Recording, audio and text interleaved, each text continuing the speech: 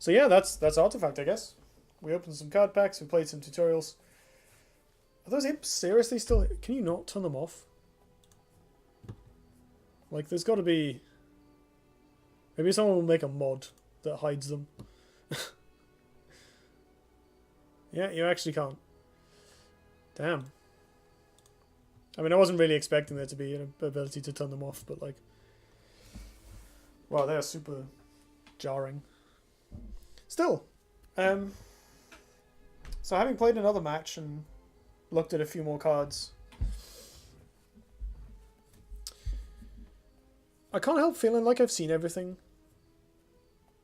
It's weird to say that because the game clearly has a lot of strategic depth, i.e.,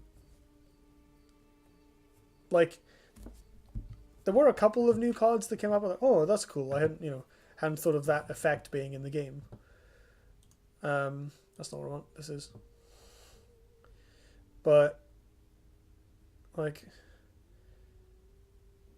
I'm sure like this is also a blue card, isn't it? Oh no, that's the thing that does it repeatedly. So it's strictly worse than a blue card.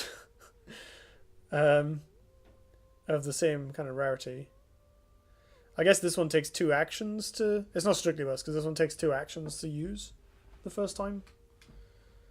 So your opponent can do something in between. There's like some small cards that aren't especially exciting. Oh, it deals damage to them. What is this? Choose a unit in another lane. Move a random allied black hero from this lane to that lane. Deal 2 damage to the chosen unit. That's pretty cool. It is still the same thing, like, there are other cards that all do this. I don't know whether...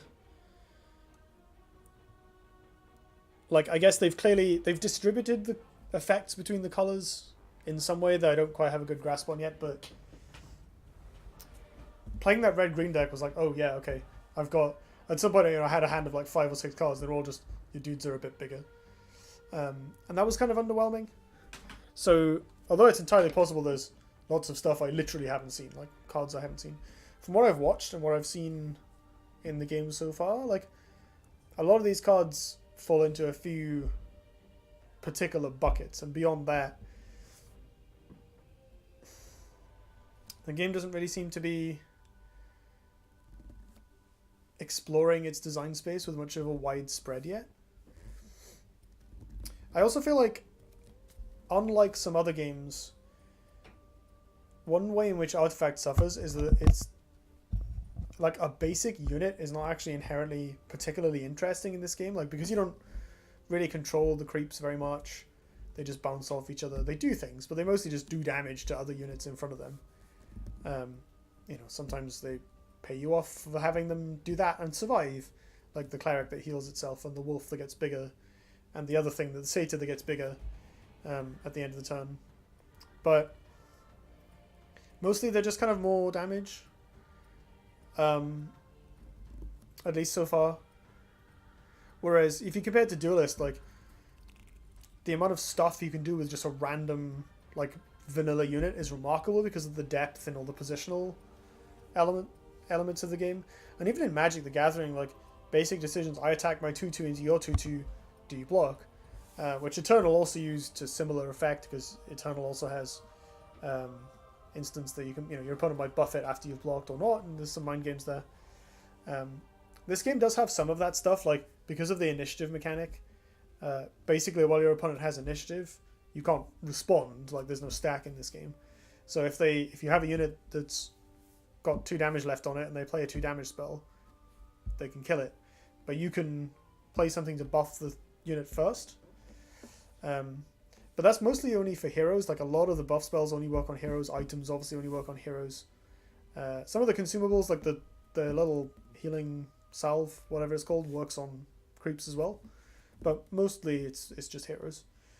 And heroes are kind of the only ones I've seen that felt worth protecting for the most part. Like, some of the wolf that got bigger every turn seemed good, but beyond that, I was mostly... Like, the heroes are very clearly the focus, which is not a bad thing. To some extent, I like that.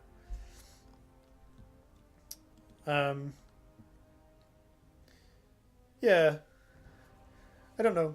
From what the games I've watched haven't been that exciting either. I've not watched very many, but I've seen some of them have involved, interesting decisions about which lane to push and which lane to defend. Some of them just kind of involved like someone snowballs a lane and the opponent can't really do anything about it in a reasonable fashion, and so they get rolled by a lane that's got like 15 creeps in it. And I've seen a fair few games that people have played that have come down to one player getting 80 damage before the other, neither really able to interact. There are comeback cards in the game, like there are plenty of AoEs, so this won't necessarily be a common occurrence, but especially if one player isn't playing blue, which seems to be the only one that has access to stuff like that, it's going to be very difficult to come back from a wide board or even just a large unit. Like black has ways to kill heroes, but other than that, big heroes are really difficult to stop through kind of normal means, which is a problem I had with Hearthstone. In Arena in Hearthstone is a bit less so the case nowadays because they radically changed how they do Arena card design, but especially early on in Hearthstone, if your opponent had a board, they have some minions in play.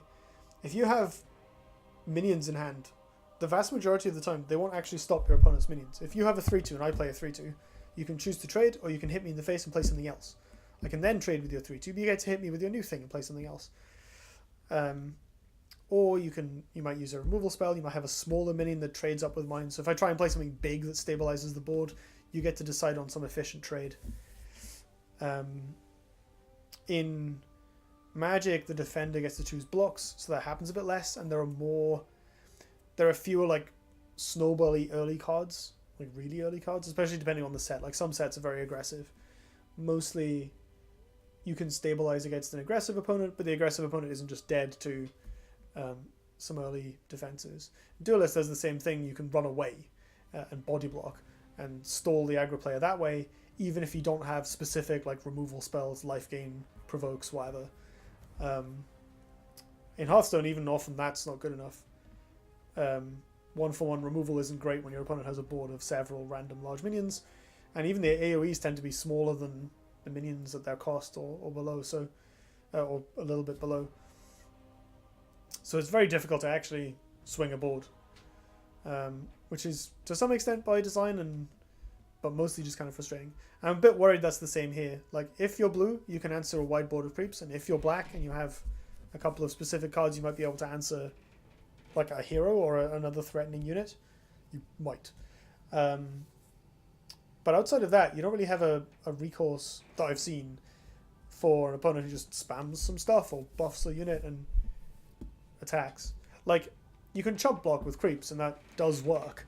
But it doesn't really solve the problem, so you have to make sure that you're winning somewhere else. Which maybe is why I've been seeing, of the games that I've seen, which is not a huge number, of the games that I've seen, a lot of them have come down to races, because that's the only way to beat a wide board, is kind of to do the same thing in a different lane, where they haven't committed so much.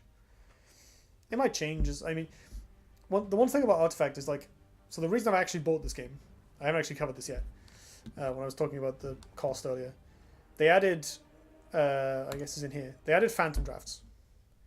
And you can play Phantom Drafts, which are drafts where you don't keep the cards, for free, as long as you want. That's huge. You can't do that in any other game. Now, I can play, in Duelist I don't really mind, I've got loads of gold in Duelist. In Hearthstone or in Eternal, not that I play Eternal much nowadays, or Magic Arena, which I guess is the one I care about the most. For those, I can't do that. I have to grind resources in order to be able to draft. And the grinding may be fun, like playing Standard on Magic Arena is fun, and I enjoy it. I've built Blue-Red Drakes, and it's great fun. But I don't just get to sit down and draft. With Artifact, assuming they don't remove the feature, I can draft as much as I want for as long as I want in the future. I can put the game down and come back in 3 years, and I can draft completely new sets, new cards, and it won't matter. I can still play. I don't have to play ladder to grind, so it doesn't matter if my collection is small or outdated, or if I just sell them all nothing. All of that is fine. I think that's super cool. Now, Valve didn't originally add this, and there was obviously a lot of community outcry of people being like, "Wait, I just have to pay to do anything? What is this, Magic Online?" And so they did add the feature, which is fantastic. Like, it's one of the best bits of. It's one of the best bits. Like, oh crap, we need to adjust our game's economy quickly that I've seen, because they went from like releasing the game to all this community drama to announcing the change to implementing it in a total of about 2 weeks. I think it was really small. Like the window of time was tiny. When the game came out, it did have the free drafts. So a lot of people were like, "Oh my god, they've messed it." Oh wow, okay, they fixed it. And it was, that's quite reassuring. Like if you, I mean, Valve's kind of community team, and maybe their Steam people are like quite slow, infamously slow to make changes, but at the same time, the Dota 2 developers are incredibly responsive and patch the game constantly. So far, it looks like the Artifact team are kind of more in that vein than the community outreach vein. So hopefully, the game will receive a lot of continuous support, and maybe it'll continue to improve. So if there's anything you don't like about it, maybe it'll go away. The imps probably aren't going anyway anytime soon until someone makes a mod, but this decision baffles me. Like, bothers me way more than it should. Yeah, I don't know. I think the one strike I have against probably the biggest strike I have against this game right now actually is I played through the tutorial and that was okay. That was fine. I did actually get to make quite a lot of... Actually, that's a lie. I made quite a lot of interesting decisions, actually, there. Like, I was quite engaged with planning out my actions and consequences in the second tutorial in particular, where I had a few more options and, like, spells that actually did stuff in my hand. And that felt cool. So it's possible that the first tutorial left me underwhelmed just because the deck was boring rather than the cards themselves. And so if you use the other half of the card collection, where it's, like, more interactive abilities, it gets a bit better. I certainly a lot of pro players from other games seem to be enamored with Artifact, but people are quite hot and cold on it. I honestly don't really know where I stand. Like, am I gonna end up drafting this game at all? I actually don't know. I bought it kind of mostly because I wanted to make this video, to be honest, but also out of curiosity. But now I own the game, it can just sit in my collection for, however, until I decide to draft it. I'll probably give it a go over Christmas or the next few weeks. See what I have time for. That said, if people want to watch Artifact, if this has piqued your interest at all, I am happy to stream it. I think, even from nothing, like, I'm happy to learn it on stream. I enjoy doing stuff like that. So, let me know. Like, let me know what you think of the game, what you thought of this video and the previous one.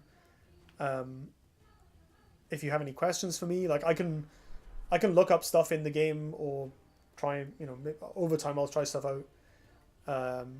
So if people are curious about things and don't want to spend the money or don't have the money to hand, I can try and help with that a little bit. Like, to be honest, a lot of the reason I made this video was, like, I care about the fact that people might be interested in this game and not want to drop 15 quid or 20 quid or whatever it is to buy into it. Not everyone has money lying around. But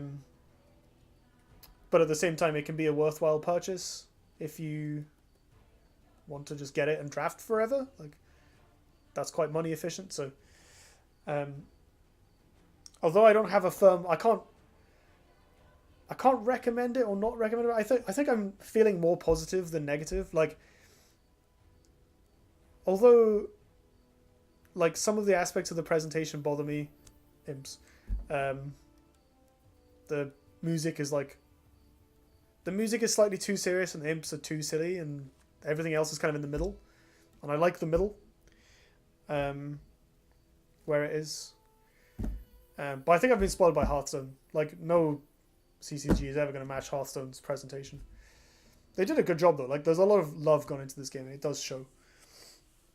But yeah, like, ultimately, that second game was actually pretty enjoyable. I made some cool decisions. The AI was good actually. There was a couple of decisions like, okay, that was clearly a bot thing to do, but I thought the bot AI was actually like, I just referred to it as an opponent a lot of the time. It felt that way, you know. Like I'm new to the game, so someone more experienced, but oh yeah, it's clearly a bot. But compared to the duelist bots or even the Dota bots, you know, games that are a bit more, I guess games that are a bit more obviously complicated, and the bots just do really dumb stuff all the time, whereas the bots here are actually pretty natural feeling. And it's quite rare that the tutorial like intro games are that enjoyable. So I think that actually says something good. And I think although the card pool right now is basic, if you can have a fun and nuanced gaming experience, even with just like basic, fairly repetitive cards, that's probably more important than having a more nuanced card pool, because that stuff can kind of come later. And we did see some rares that were like more out there designs. We saw Pugna and that Raven thing that I opened 3 copies of that destroys items. That's like maybe a niche option or like a cool thing to play. That did things that were a bit splashier and a bit more interesting compared to the commons. So there's clearly some kind of complexity curve in the game because most of the interesting cards were higher on the rarity scale. Which is bad for me because I'm a limited player and I love commons. I'm a commons kind of guy. Anyway, this video is hella long at this point. So I should probably wrap this up. I might... Well, you'll know by the time you actually watch this, but I might split it into 2 actually, with the game and the impressions afterwards. I'm sorry for my overall thoughts being a bit scattered, because I was conflicted about whether to get the game, and I'm still kind of conflicted about it now. Like, this could go either way. I could fall in love with the play and spend 50 quid on a deck and end up playing like tournaments. I could draft every day for the next month. Or it could just sit there in my collection and be one of the many games that I don't really have as much time as I'd like to play, or I could drift away from it. I honestly don't know where it's going to go. But I'll do my best to keep you all posted, because the one thing that I think is easiest to say about this game is it's interesting. Like, a lot of stuff about it is different. The presentation that's not necessarily stream friendly and a bit experimental and might be information overload, that's quite a bold decision to make when a lot of other developments in CCGs have been all about simplifying and streamlining and trimming down and making it easier to watch, more fun, more poppy. Like, Hearthstone kind of won at this, but a lot of other games have been like, how can we take something that's more complicated than Hearthstone in play, or has more of these mechanics that we like from other games, or new mechanics, new genre blends, whatever, and make them as easy to watch or as simple as possible in play, like, you know, kind of clean UIs, short card text, all this stuff. I think this is the first card game tutorial I've seen where they make you read the help text on cards to see what they do. Normally they just tell you, but there's enough random mechanics and complexity in this game that they felt the need to do that. That's not praise, but it is interesting that they've done that. Maybe they knew they could get away with it because of Dota, which is, I think, the most complicated game ever made. Probably. But I don't know. I'm really curious to see where this goes and how Artifact ends up, where its place ends up in the grand pantheon of card games. Right.